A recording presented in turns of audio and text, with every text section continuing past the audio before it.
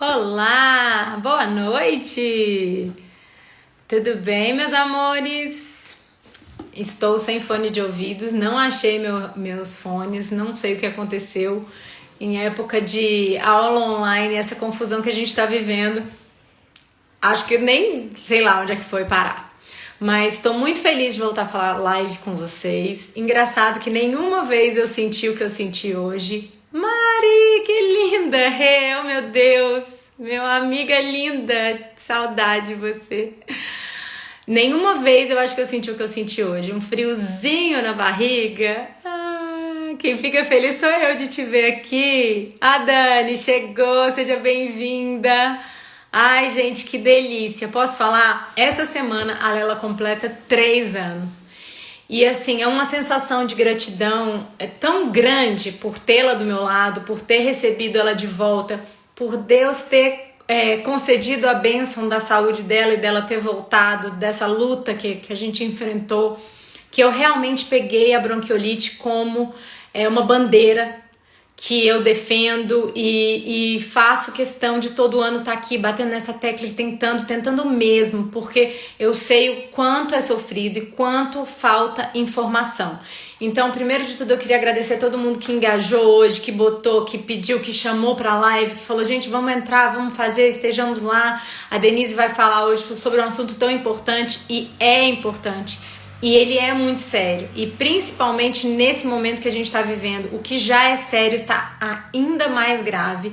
Então eu fiz muita questão de falar agora, porque eu tenho recebido muitas mensagens de mães e de vós, inclusive, de pessoas mais velhas, que meu netinho tá com bronquiolite, que eu tô passando por esse momento, o que eu faço, me ajuda. E eu lembro na época da Maria Helena que a UTI já estava lotada. Então, assim, eu só posso agradecer por ter conseguido uma vaga de hospital. Se a gente não tivesse conseguido essa UTI e esse respirador para ela, ela não estaria aqui hoje.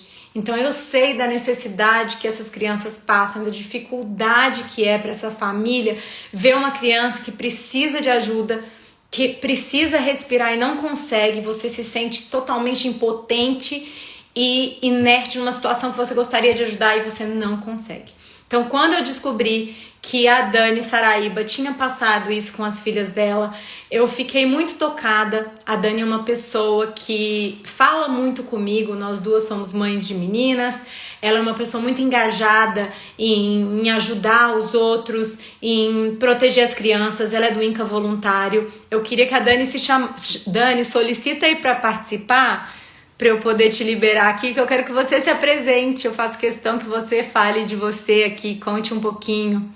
Cadê? Como é que faz? Ver solicitação.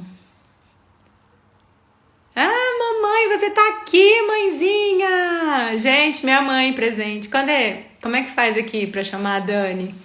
Não chegou ainda. Eu vi, ela falou, tô aqui. Ela já tá aqui já. Peraí, como é que faz? A Nel já tá aqui. Cadê a Dani? Tá aqui, ó. Dani. Uai, Dani, não tô conseguindo te chamar, amore. Tô aqui. Então se chama, solicita aí pra você poder participar. Como é que faz? Entra aí.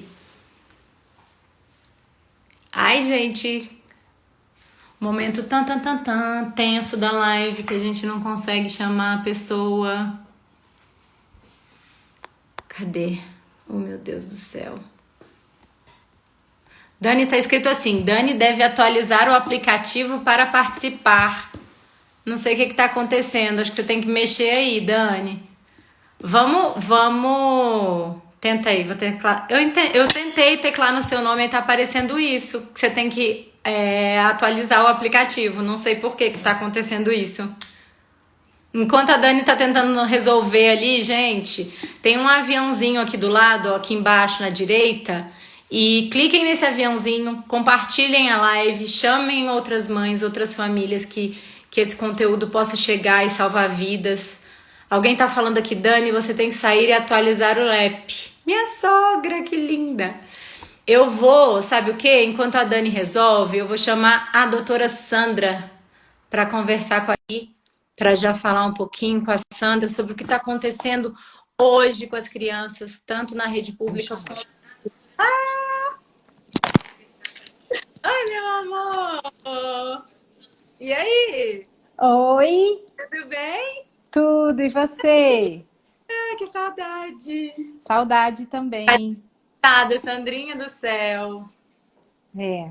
Você tá? Me conta. Eu tô bem, mas assim, a correria tá muito grande porque a gente precisa atender todos que precisam, né?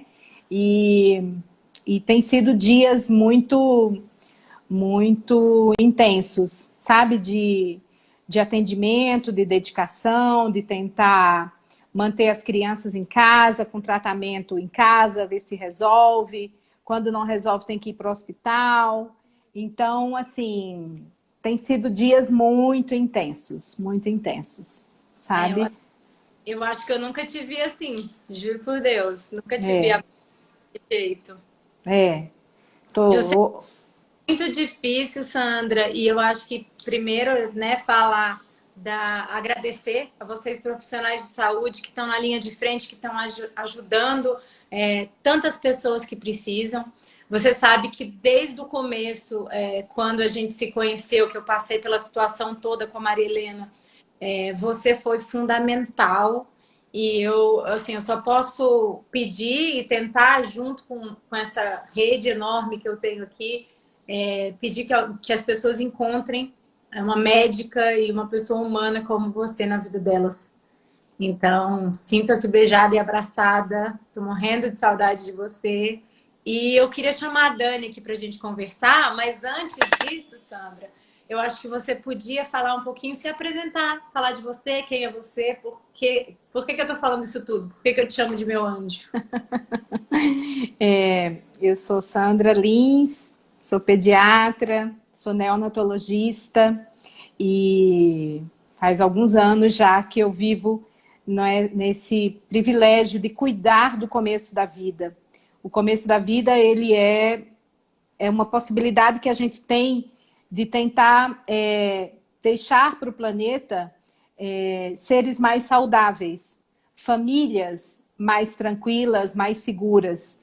Então, o objetivo principal do pediatra e o privilégio ao mesmo tempo é cuidar do começo do surgimento de uma família, né? A gente não nasce pai e mãe, a gente se torna pai e mãe, e é um aprendizado intenso, é um aprendizado que por vezes nos deixa com algumas cicatrizes.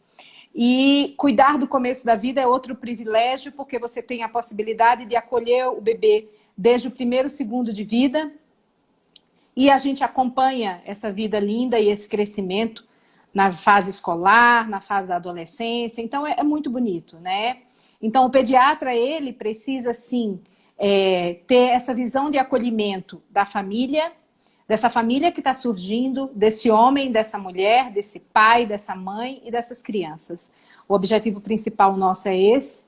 E nesse processo de acolhimento, um dia saindo de um plantão, quando eu estou abrindo a porta para sair, a Denise está entrando.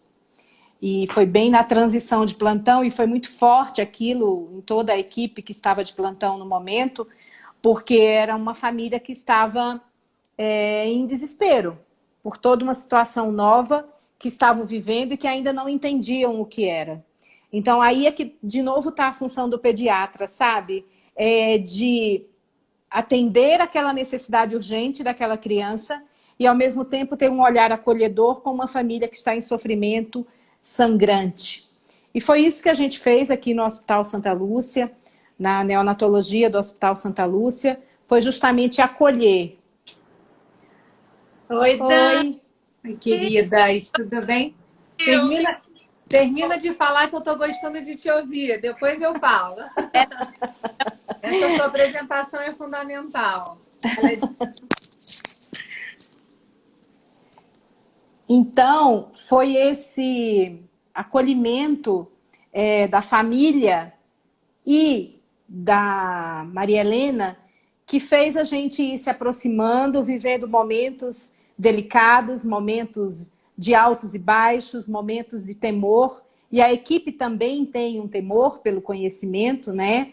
Mas essa equipe precisa se manter firme para acolher uma família que está em pânico, né? E cuidar de um bebê que precisa muito. Então foi essa a construção de laços da neonatologia de Santa Lúcia com a família da Denise, no cuidado com a Helena, no cuidado com o Wellington, no cuidado com a Denise, no cuidado com a Maria Antônia, com os pais da Denise, com os... Não cuida só da criança, né? Você cuida da família. Sim. E é um momento em que a família fica muito frágil, né? Eu queria falar oi para Dani. Que bom que você conseguiu entrar. Fiquei preocupada. Falei, será que aconteceu alguma coisa? Você imagina meu coração aqui, que eu não estava conseguindo entrar e eu descobri que eu tinha que dar um update no meu aplicativo. Ainda bem que você me falou, porque para mim não aparecia isso. Eu simplesmente não conseguia pedir aqui a solicitação, mas deu tudo certo. Por um lindo motivo, estamos unidas aqui hoje, né? Isso, Dani. Isso, eu fiquei muito feliz. Apesar de ser um assunto triste, de dor, eu acho que eu fico feliz da gente poder levar a nossa experiência, né? Eu fico muito... E a minha experiência é salvar uma vida, um bebê que não... né? Que a gente consiga salvar a vida desse bebê já tá valendo para mim. Então, eu acho que você podia falar um pouquinho da sua experiência, contar um pouquinho, né? Quem é a Dani? Por que você me inspira também? Acho isso importante. Fico muito feliz de saber que eu te inspiro, porque você me inspira também no seu jeitinho de ser, seu jeito tão natural, sua espontaneidade como mãe, como mulher. Tá sempre nos inspirando. Obrigada pelo convite, Denise. Obrigada também, doutora Sandra. Que prazer estar aqui com você. É um prazer também. A Denise fala tanto que você é o anjo da vida dela. Eu também quero que você seja meu anjo da minha família. Pena que a gente está meio longe, né? Estou aqui. O que precisar é só mandar mensagem. Obrigada, querida. Bom, eu vou contar um pouquinho a minha experiência. Eu acho que hoje, mais do que nunca, essa live serve como um alerta para nós mães, né? A primeira coisa que eu penso, eu acho que no momento que a gente está vivendo, né, de pandemia, de tantas dificuldades, no momento de uma situação complicada com o bebê, eu acho que a primeira coisa que tem que ser feita é procurar ajuda, ir para o médico, ir para o hospital. Assim, há pouco tempo atrás, no final do ano passado, eu tive uma infecção, por exemplo, foi bem complicada, e eu fiquei em casa tratando como se fosse Covid. Que eu tinha tido contato com uma pessoa.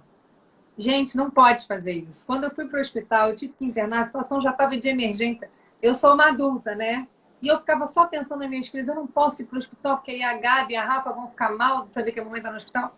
Pelo contrário, primeira febre, primeiro quadro que eu estava mal, eu tinha que ter ido. E é isso que eu acho que a gente tem que fazer com as nossas crianças. Né? Em primeiro lugar, não vai deixar a criança em casa tratando como Covid. Procura um médico, porque eu acho que tem muita gente que fica preocupada de se expor, né, no momento desse, mas no momento que tem alguma questão com a saúde, a gente tem que procurar nossos profissionais, sim.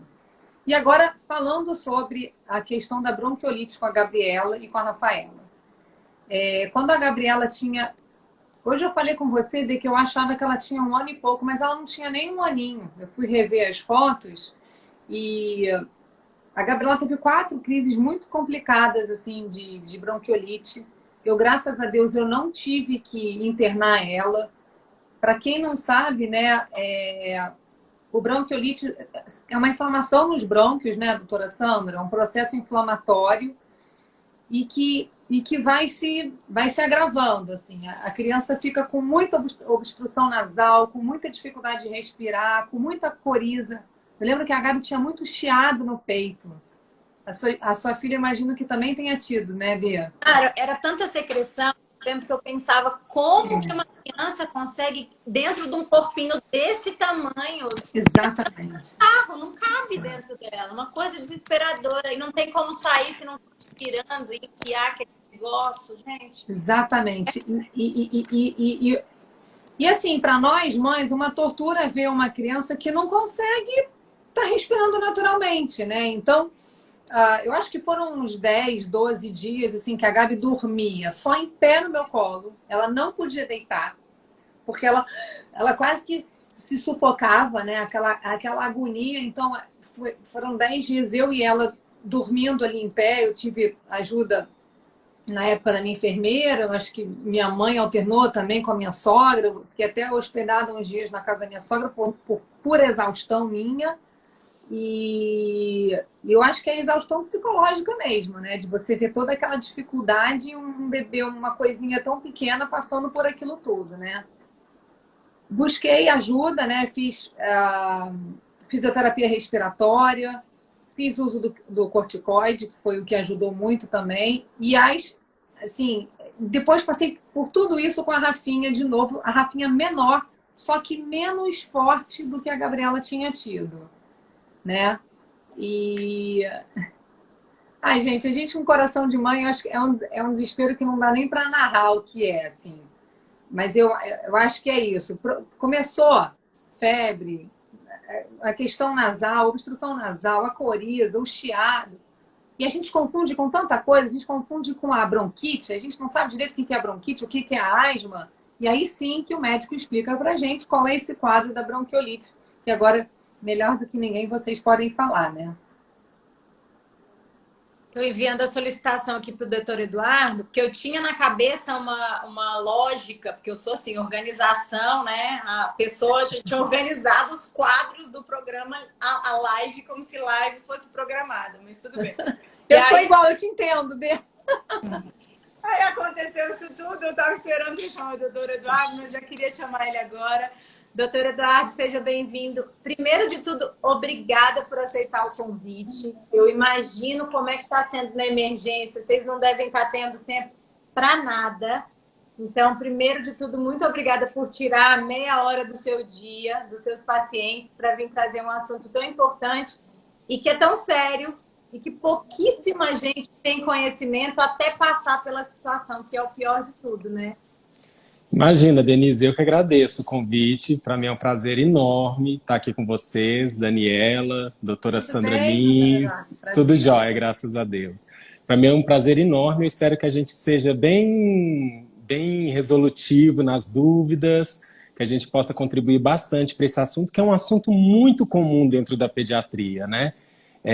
Nos últimos anos tem ganhado um espaço em discussão frente à questão do conhecimento, né, dos pais, porque antigamente aquele termo, né, a Denise mesmo colocou nos stories nesses últimos dias essa dúvida, bronquite, bronquiolite, mas hoje a gente consegue difundir de um jeito mais específico realmente sobre essa doença que é muito comum nos primeiros 6 meses de vida.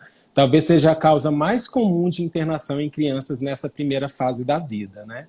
Então, a gente está aqui à disposição para a gente poder debater e conversar um pouco sobre essa doença que é a experiência de vocês e que, graças a Deus, foi um momento passageiro de vitória aí na vida, né?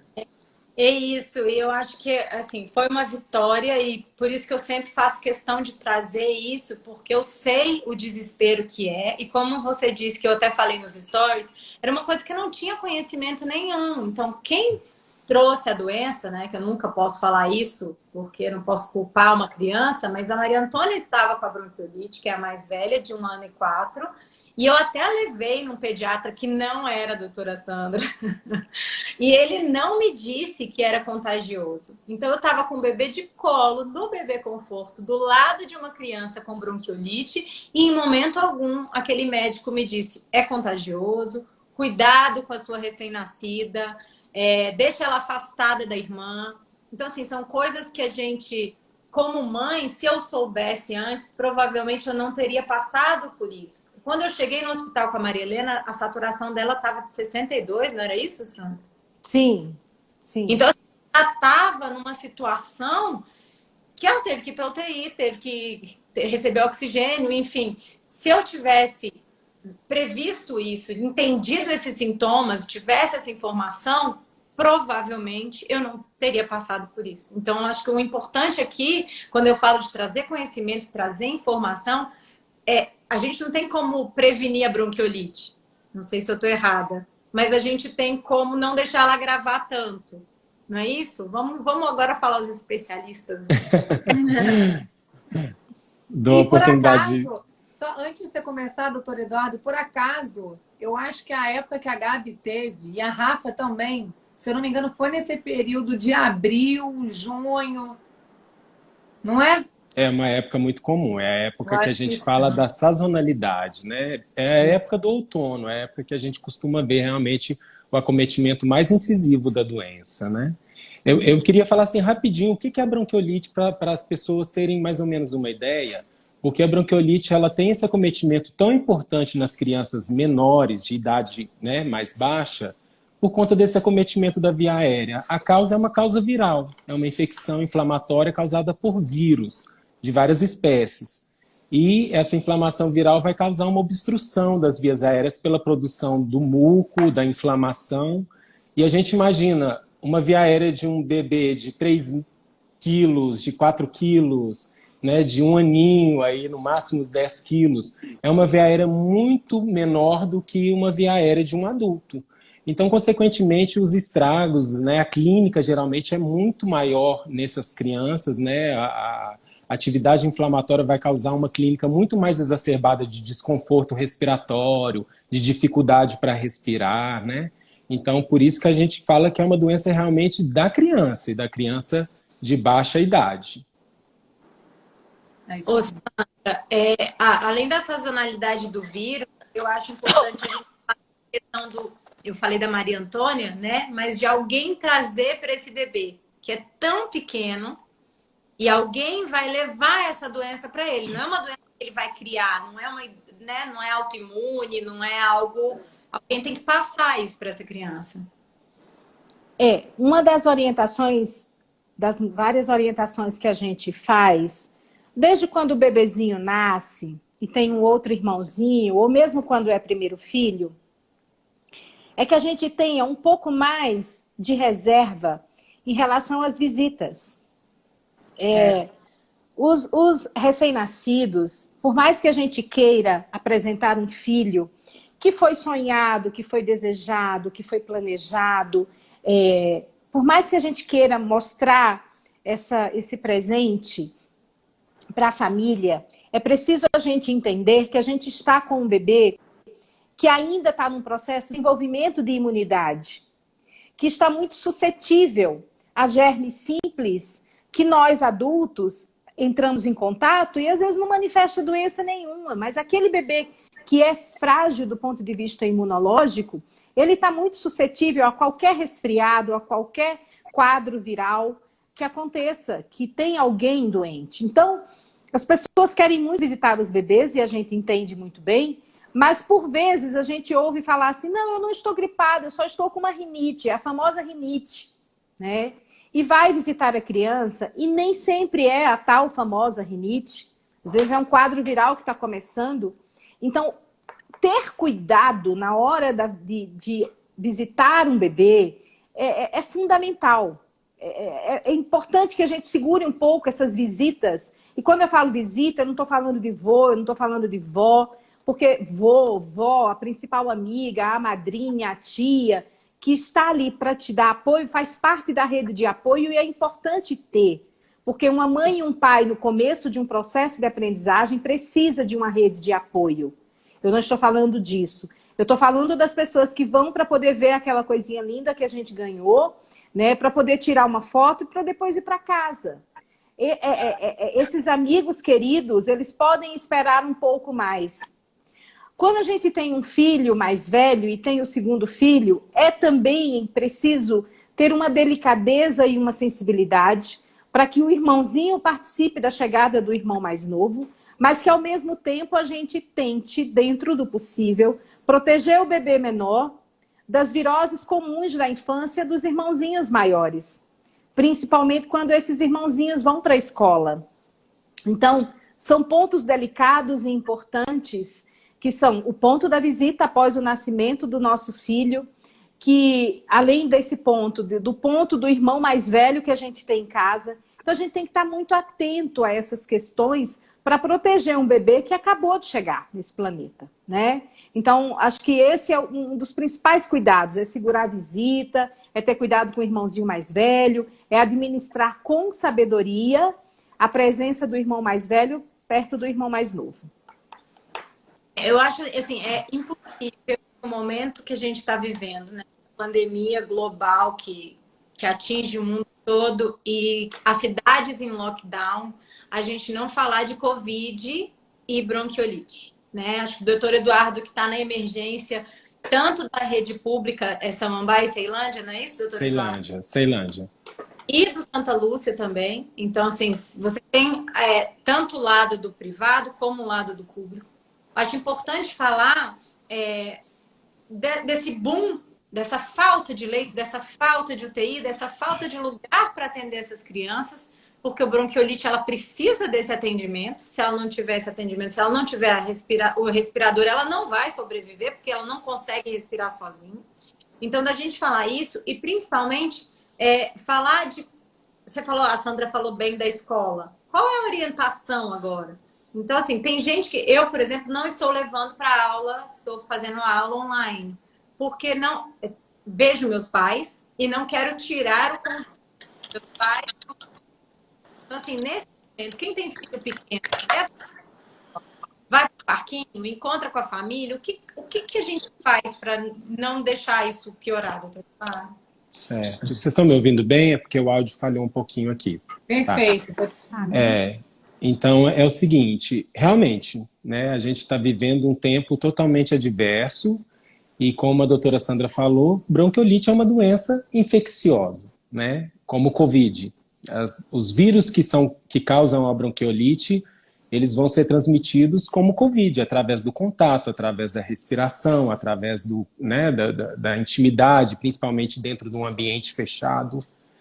Então, essas crianças, quando chegam com algum padrão respiratório diferenciado, como é o quadro da bronquiolite, e como a gente tem por clínica do Covid, essas crianças elas entram num fluxo de investigação, né? E o que a gente costuma ainda ver na maioria dos diagnósticos, as maiorias das crianças que evoluem com síndromes respiratórias graves, como acontece na bronquiolite, esses diagnósticos geralmente são mais pelos vírus causadores da bronquiolite e não pelo Covid, nas crianças, isso nas crianças. Então, assim, num primeiro atendimento é difícil diferenciar para o médico que está fazendo, para o enfermeiro que está fazendo o atendimento, diferenciar é Covid ou não é Covid. É bronquiolite causada por um vírus sincicial, que é um principal causador desse tipo de patologia, ou não é? Mas, independente da causa, os cuidados vão ser os mesmos, né? Os cuidados em relação ao tratamento clínico, o suporte respiratório para essa criança, se ela vai precisar de oxigênio, se ela vai precisar de alguma medicação específica, lavagem do nariz com soro, que geralmente é um tratamento simples, mas é essencial para essas crianças, e o processo de investigação. Algumas crianças vão ter que passar por isso, né? Coleta de cotonete, que é aquele suave que passa no nariz, né? Ficou muito difundido com a questão aí da pesquisa do Covid, mas na bronquiolite a gente tem como fazer isso também, na pesquisa dos vírus específicos da bronquiolite, né? Então, assim, a nossa orientação em relação à questão do contato comunitário tem várias formas de você encarar isso e acaba que a gente cai num conflito até político dentro do nosso país hoje, né? A gente sabe que o contato com outras pessoas aumenta muito, propicia muito a difusão desses vírus, né? Seja o Covid, seja os vírus que causam a bronquiolite. Então, o que a gente pede hoje realmente particularmente, essa questão do resguardo, né? Que as crianças estejam mais dentro de casa, evitar o contato com outras crianças, porque geralmente esses vírus vão circular e as doenças vão acontecer nesse contato mais próximo, né? Seja na escola, seja dentro das atividades no bairro, nas atividades familiares, nos encontros familiares. Então, sem dúvida, realmente o isolamento social ainda é uma forma da gente pensar que a gente pode prevenir a difusão de todos os vírus, né? De uma forma geral. E você, Sandra, o que você acha? Qual é a sua opinião? A bronquiolite, ela atinge as crianças até 2 anos de idade e a fase mais aguda, mais complexa, é até 6 meses, né? A gente vive um momento de pandemia que já faz 1 ano e todos nós, aos poucos, tivemos que nos adaptar a uma nova realidade mundial e as crianças, em particular, elas têm sentido muito o afastamento da escola, né? E a Sociedade de Pediatria até liberou um documento, acho que semana passada, ou há 10 dias atrás, mostrando que a incidência da doença causada pelo Covid em crianças, a incidência é baixa, né? E todos esses documentos, eles vêm no sentido de olhar para a criança, para as necessidades também dessas crianças, em relação a essa ausência da escola. As crianças também têm sofrido muito, e as famílias junto, né, com esse sofrimento. Então, eu acho que a gente não pode colocar tudo na mesma caixinha, porque o bonito nosso é a individualidade, o bonito nosso é a característica familiar, né? E eu convivo muito com essas características muito particulares das famílias, tanto na neonatologia do serviço público quanto privado e também no meu consultório. Então, eu entendo que algumas crianças estão precisando ir para a escola. Eu entendo que as escolas estão seguindo os protocolos de forma cuidadosa. Eu até tenho falado isso para as minhas famílias no consultório. As escolas têm protocolo, os parquinhos não têm protocolo. Então, eu me preocupo muito com os parquinhos, sabe?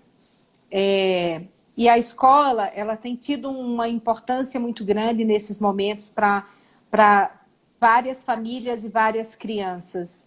E aí acho que o olhar individualizado do pediatra, por isso que é tão importante o acompanhamento dessa família em crescimento com o pediatra, que se torna um médico da família, né? É tão importante para poder você fazer essa leitura de em que momento a criança maior pode ir para a escola, se vai ser possível. Talvez a gente converse, a depender da dinâmica dessa família, a gente fale assim, olha, o bebê está muito novinho, está com 2 meses, com 3 meses, com 4 meses, vamos esperar um pouquinho, vamos esperar essa sazonalidade, que é essa fase do outono, daqui a pouco passa, deixa o bebê crescer mais um pouquinho. Ou então, a depender, não, Sandra, mas a minha filha está precisando muito para a escola, então tá bom, então vamos organizar de um jeito tal, junto com a escola, para que essa criança vá e que quando volte a gente consiga fazer todo aquele cuidado que a gente aprendeu a ter, chegar em casa, tomar banho, trocar de roupa, vigiar, tentar deixar a criança mais velha um pouco mais longe da mais nova. Então, assim, são pontos que a gente precisa olhar de uma forma individualizada, por família, sabe? Porque aí você consegue atingir o bem-estar dessas crianças e desses pais de uma forma harmoniosa e, ao mesmo tempo, protegendo os menores. O fato é que a sazonalidade está aí, nós estamos em plena sazonalidade, mas mesmo dentro da sazonalidade, mesmo expostos ao vírus sincicial respiratório responsável pela bronquiolite, a gente ainda pode melhorar e diminuir o contágio. A gente pode evitar alguns contatos, né, com algumas famílias, com o priminho mais velho, porque também tem os primos, a gente está falando de irmão, mas também tem primo, tem o filho da melhor amiga, tem uma rede muito grande nisso tudo, né? Então, acho que a gente precisa enxergar que a gente está na sazonalidade, que a gente precisa, de uma certa maneira, proteger os nossos bebês menores abaixo de 2 anos de idade, que a gente precisa olhar com um olhar mais cuidadoso, delicado, específico para as crianças maiores, que também estão sujeitas, mas num nível de intensidade menor. Então, eu diria que é uma situação complexa e que eu olho muito caso a caso das famílias que eu conheço e das famílias que eu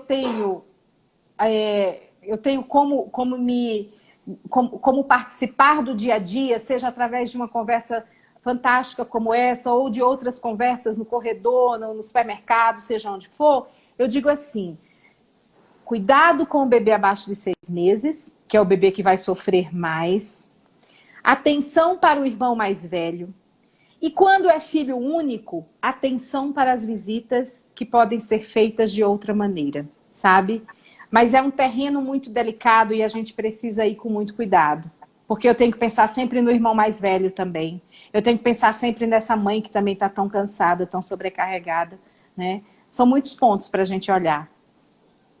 Surgiu uma pergunta muito interessante sobre vacinação.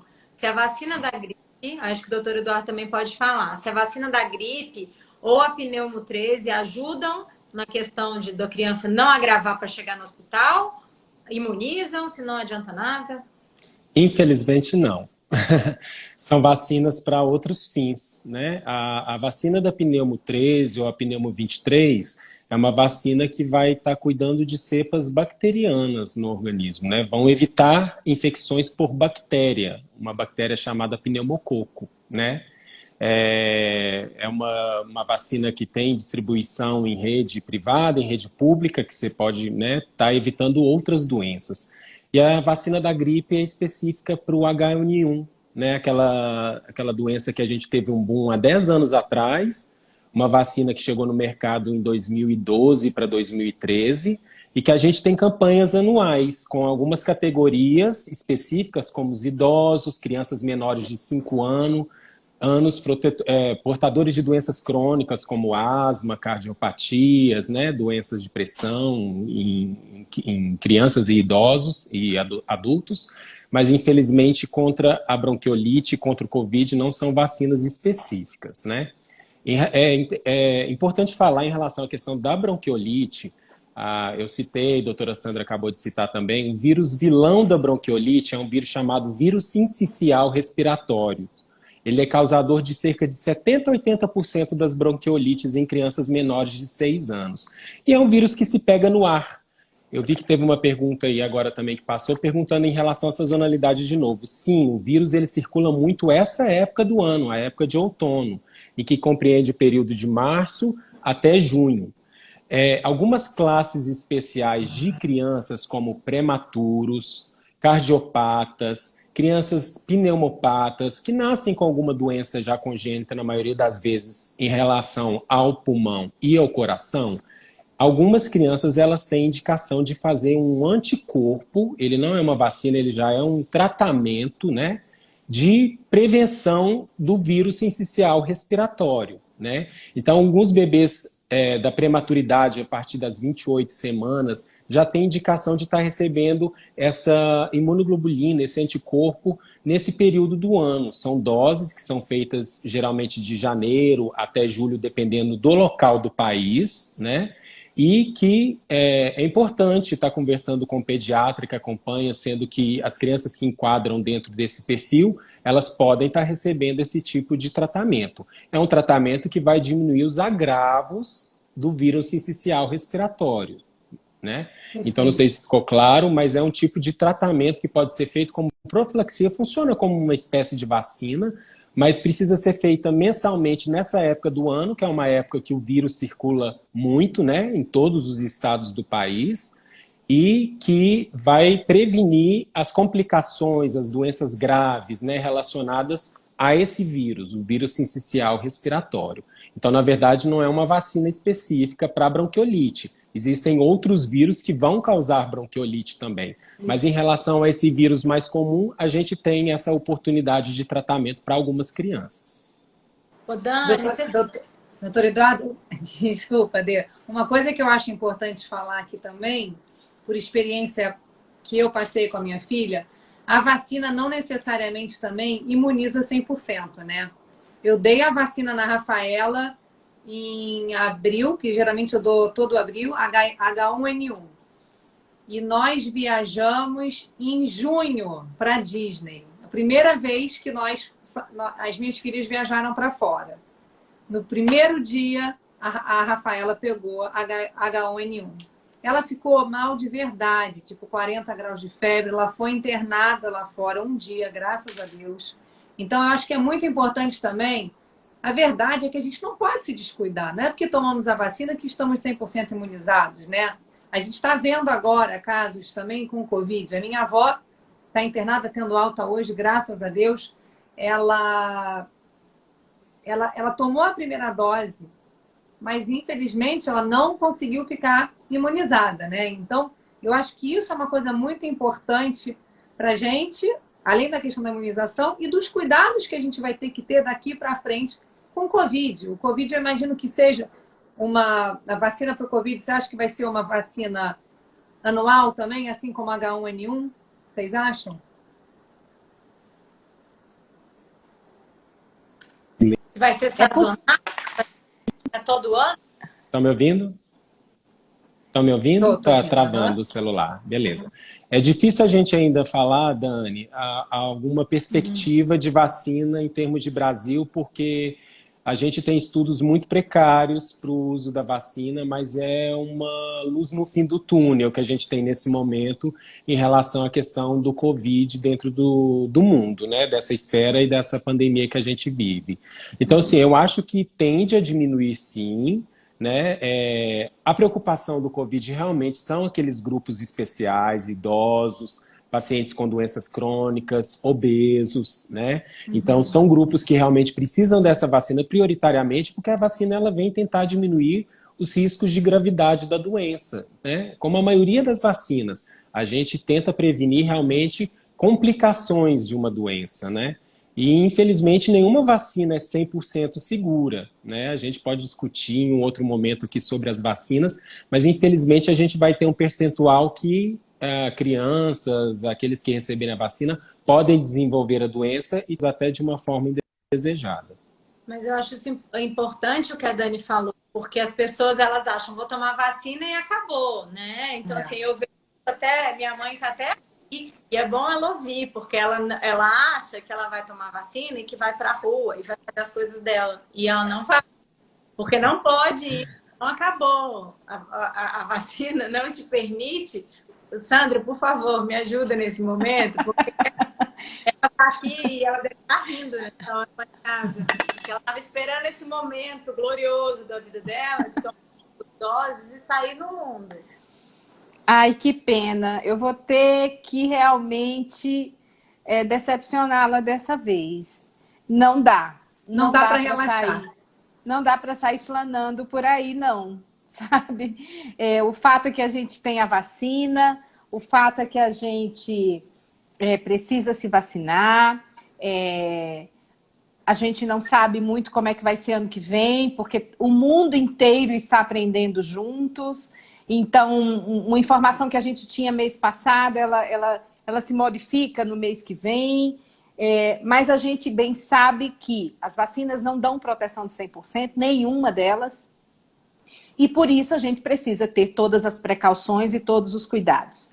Em relação à bronquiolite, a gente não tem vacina, né? E o principal meio da gente minimizar o número de crianças que se contaminem é justamente a gente tendo todos esses cuidados de proteção para esse grupo de risco, que é o grupo maior das crianças abaixo de 2 anos e, em particular, abaixo de 6 meses, né? Então, quando a gente faz uma campanha de mobilização no sentido de evitar visitas desnecessárias, no sentido de sempre que possível tentar proteger o irmão mais novo do irmão mais velho, a gente vai conseguindo diminuir o número de casos, a gente vai conseguindo diminuir a complexidade dos casos e a gente vai conseguindo diminuir o número de internações. Então, é tão importante essa conversa constante com o médico que acompanha essa família, que acompanha essas crianças, para que a gente juntos construa uma ponte entre as famílias, para que a gente realmente preserve as crianças de uma patologia que ainda não tem vacina, né? Que tem um grupo muito específico, como tão bem falado o doutor Eduardo fez, que tem um grupo específico que toma esse anticorpo, mas é um grupo muito específico para os cardiopatas graves, para os prematuros extremos, e isso e mesmo assim, a gente ainda não tem, a gente não pode afirmar que essas crianças não vão adoecer, né? Então, o cuidado, a ponte de conhecimento e esse compartilhar o conhecimento, ele é fundamental para essas crianças, né, e para essas famílias, e Denise faz tão bem, levanta tão bem essa bandeira há tanto tempo, né? A Dani também entendo que já está vivendo esse processo também de compartilhar informação para promover saúde, e isso é muito bonito.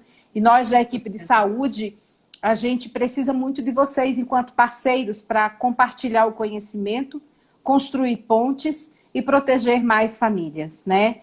E quando não tem jeito, e às vezes não tem jeito, e a gente precisa entender que por melhor que a gente faça, às vezes não dá, né? Para que a gente não se sinta tão culpado, porque eu sempre falo que a mãe ela começa a se sentir culpada na hora que ela descobre que está grávida, e é até o último dia de vida nesse planeta, ela vai continuar se sentindo culpada. Então, os cuidados existem, o pediatra está aí para isso, para dar todo esse suporte, a equipe de saúde está aí para dar esse suporte, mas às vezes vai acontecer. O grande objetivo nosso é diminuir a complexidade e cuidar da melhor maneira, né?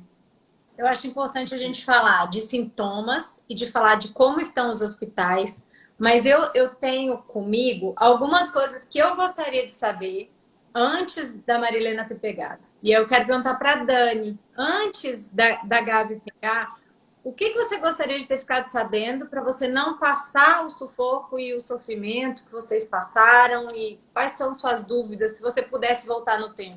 Primeiro, eu gostaria de saber que é um vírus, né? Que eu não sabia que a bronquiolite era um vírus, né? Eu sabia que era um processo inflamatório, mas não fazia a menor ideia que, de fato, era um vírus e que eu acho, assim, você falou tão perfeito, doutora Sandra, essa questão das visitas. Isso devia ter algo, uma lei, uma regra, que as visitas fossem permitidas a partir de X tempo, né? Ainda mais quando você tem primos, tios, quando a família é grande, a família quer mais do que nunca estar unido, estar naquele momento, participar, né? O nascimento de uma criança numa família é uma bênção, é uma alegria, é uma conquista, né? Quantas mães lutam muito tempo para conseguir engravidar e tal, mas e tão cedo o bebê pega uma bronquiolite, um vírus ou algo do tipo assim, né? Então, acho que a primeira coisa que eu gostaria de saber é que, de fato, é um vírus. Eu descobri isso quando, de fato, a Gabriela já estava ali tendo que fazer a aspiração no nariz, saiu uma quantidade de secreção que eu falo, não é possível que isso saia de uma criança tão pequena, né? Ali eu comecei vendo aquela secreção toda saindo, que eu pude entender a angústia que a minha filha estava passando, né? Eu acho que é isso. Eu gosto muito de ouvir vocês falando, então eu quero falar. Vocês são maravilhosos. É um vídeo, eu acho que ninguém fala. Então, assim, eu também, quando eu vi que eu levei a Maria Antônia no pediatra, né, que a Marilena estava comigo, e ele falou, não, ela tá com bronquiolite, vou passar uma bombinha, vou passar não sei o quê. E não falou que era um vírus, que era contagioso, que é o mais importante, então que passa de uma pessoa para outra. Tem muita gente perguntando aqui embaixo, adulto passa? Todo mundo passa, não é? Eu acho que qualquer pessoa que pegar bronquiolite, provavelmente no adulto vai ser no máximo uma coriza, mas vai passar para o bebê. Então qualquer um, se é um vírus e é transmissível, qualquer um pode passar. O irmão mais velho, o primo, o tio, o pai, o avô, qualquer pessoa pode levar essa doença. Então acho que ser um vírus, ser contagioso, poder ser transmitido por qualquer pessoa e principalmente os sintomas, porque eu levei muito tempo para entender que era grave. Talvez se eu tivesse entendido que era o que era antes, ela não tivesse chegado ao ponto que chegou. Então, acho importante a gente falar um pouco dos sintomas, que o doutor Eduardo disse que recebe muita criança hoje, até os pais achando que é Covid, e que, na verdade, é uma bronquiolite, e a criança precisa de respirador. Nessa última semana, eu recebi muitas mensagens de gente da área da saúde. Acho que talvez por levantar essa bandeira, eu falo muito com o pessoal da saúde, e muitos falando do desespero de ver nenéns pequenos, sem UTI, sem respirador, sem poder ser atendidos, porque não tem capacidade suficiente para atender todos que precisam. Então, acho que podíamos falar de sintomas, né, doutor Eduardo, um pouquinho? Vamos falar um pouquinho, né? É interessante, assim, até impactante essa mensagem que eu trouxe, né? Porque hoje o foco é tanto Covid que as pessoas chegam na emergência e ficam naquele estresse do tipo, doutor, mas não é Covid, né?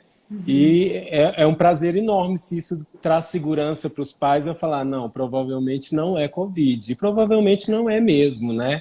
a gente pensa que provavelmente vai ser a clínica e a patologia da bronquiolite, né, que é o mais comum essa época do ano. Nós pediatras, geralmente, a gente trabalha já com aquela segurança que vem janeiro, um mês tranquilo na emergência, que está todo mundo viajando, pensando num período antes da pandemia, né? Era o mês de férias, que quase ninguém procurava emergência. Fevereiro começava as aulas, e aí o contato de criança com criança, aquele movimento habitual, em março a coisa estourava. Então as emergências já começavam a ficar muito cheias, como tem acontecido esse ano, porque a rotina, de certa forma, começou a voltar um pouco ao normal no início do ano, né? E a gente começou a ver realmente crianças com essa idade que começaram a chegar com desconforto respiratório, dificuldade para respirar, às vezes o início de um quadro que começa, como vocês mesmos relataram nas crianças em casa, obstrução nasal, uma febre, coriza, dificuldade para se alimentar, prostração. E às vezes quando o bebê é muito pequeno, isso é extremamente estressante para a mãe, para o pai, porque o bebê que está em aleitamento exclusivo, às vezes tem até dificuldade de amamentar. A mãe tem dificuldade de amamentar o bebê por conta dessa obstrução nasal e dessa dificuldade de respirar, né?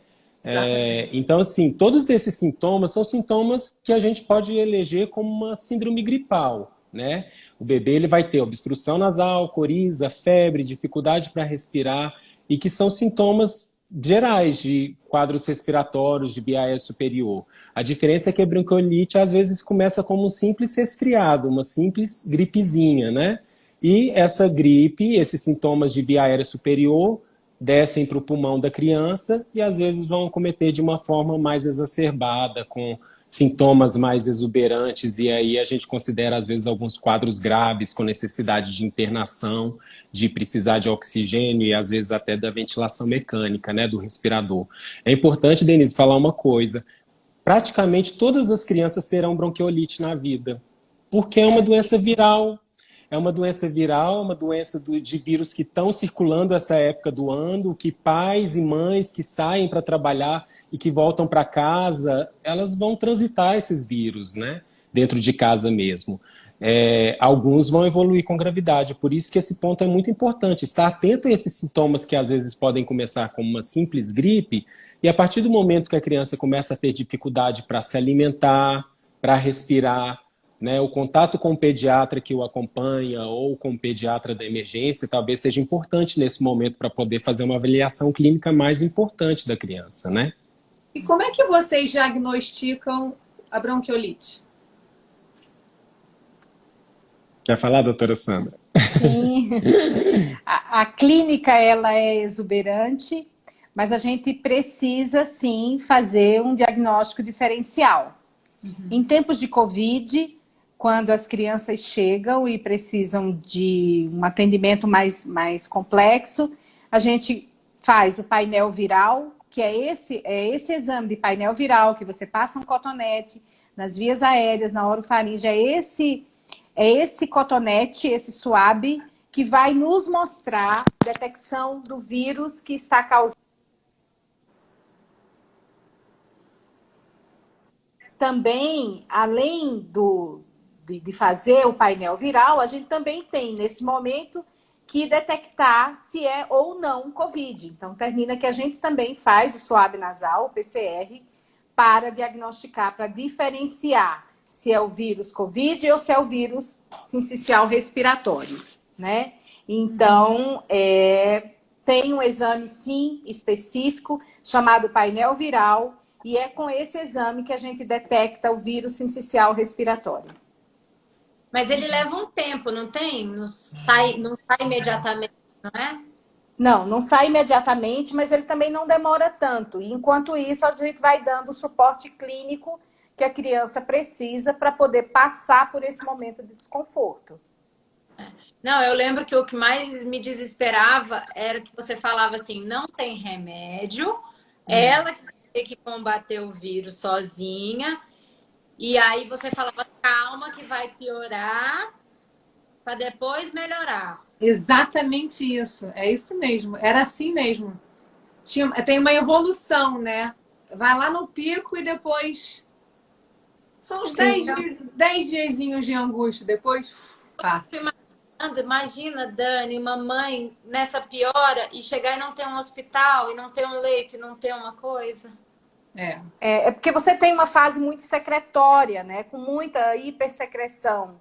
E é a fase, são as fases da doença. E é essa hipersecreção num bebezinho com um processo inflamatório de bronquíolos muito delicada, né? Muito intensa, que vai produzindo muita secreção em um bebê que não consegue eliminar. Então vai ficando ali e ela vai ficando afogada em secreção. E aí é tão importante o processo a presença do fisioterapeuta, né, nesse processo. É tão importante o estado de hidratação desse bebê. É tão importante, às vezes, o suporte de oxigênio para poder compensar essa necessidade, né? Mas realmente é uma doença viral e tem toda uma evolução natural das doenças virais. E realmente as crianças pioram e depois elas começam o processo de melhora. Gente, eu queria falar mais 1 hora aqui, vocês não estão entendendo. E vai cair. Eu estava pensando exatamente isso. Dava para a gente ficar mais 1 hora aqui. Tem muita gente assistindo. Estou impressionada. Nada também. Que bom, fico muito feliz. Vocês três são um sucesso absoluto. E que aula, né? Que aula importante para nós mães. Mas foi muito bom. Fico muito feliz com esse engajamento. Eu sei que é uma dúvida muito grande, porque eu recebo, ela tem 3 anos, que as pessoas me pedem. Às vezes as pessoas me pedem leito. A Sandra já viu eu mandar para ela mensagem. Sandra, estão me pedindo leito na emergência, estão me pedindo leito no particular, no público, e eu tento ajudar ao máximo, tudo que eu posso. Então, assim, o que eu puder fazer, eu vou fazer mesmo. Se vocês ainda têm dúvida, vamos deixar aqui, eu vou deixar a live salva. Queria poder conversar mais um tanto, quero poder agradecer. Obrigada, Dani, por ter tirado seu tempo, por estar aqui dividindo sua experiência, suas dúvidas. Sandrinha, sabe o amor que eu tenho por você. Obrigada. Doutor Eduardo, pelo seu tempo, principalmente. Você tirar um pouquinho dessa sua rotina tão maluca que eu sei que é de emergência. Sandra, melhora essa carinha, por favor. A gente precisa de você. É muito animada, muito feliz. É que eu estou trabalhando desde 7 horas da manhã. Eu imagino. Mas nós, pais, precisamos muito de vocês, médicos, nessa hora. Vocês para dar força, para ajudar, para explicar. Então, obrigada pelo trabalho de vocês. Obrigada. Vocês merecem todo o nosso respeito, né, Denise? Mais do que nunca, vocês são realmente nossos grandes heróis. Obrigada. Imagina, a gente que agradece. É muito emocionante ver a dedicação de vocês, o amor que vocês têm pela profissão. Salvando vidas, literalmente, né? Amém. Salvando possa salvar muitas vidas com essa live, que ela seja compartilhada, entregue para muitas famílias que precisam. Perfeito. Um beijo enorme. Obrigada. Tchau, prazer. Obrigada, gente. Tá? Vou salvar aqui. Tá bom. Beijo. Como é que faz Tchau. aqui? Fiquei emocionada aqui. Como é que faz?